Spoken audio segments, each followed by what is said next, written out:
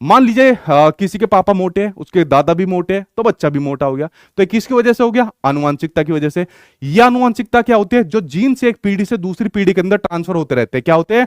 जो जीन्स का एक पीढ़ी से दूसरी पीढ़ी में ट्रांसफर जो होते रहते हैं, वही क्या होते हैं? आपकी हेरिडिटी, यानी कि आपकी आनुवंशिकता होती है। जैसे अगर हम बात करें हमारी आंखों का रंग किसका, अगर मैं बात करूं हमारे आंखों का रंग, तो हमारे आंखों का रंग किसके ऊपर होता है? हमारे आंखों का रंग पता लग जाता है, मम्मी पर होगा, पापा पर होगा। अच्छा, मम्मी पापा पर ना हो, फिर क्या हो जाएगा?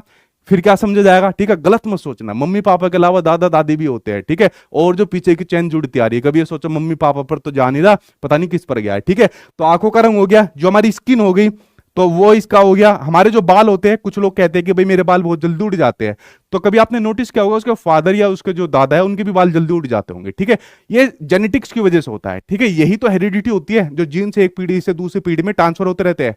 तो इसी की वजह से इंडिविजुअल डिफरेंसेस का पहला फैक्टर ये है। दूसरा एनवायरमेंट, यानी हमारे वातावरण के अंदर जो भी चीज दिख रही है।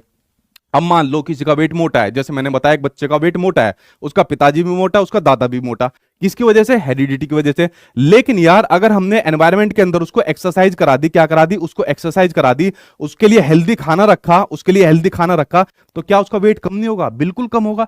तो यहां पर जो आपकी ग्रोथ होती है, वो दोनों ही फैक्टर, हेरिडिटी और एनवायरनमेंट, दोनों से प्रभावित होती है।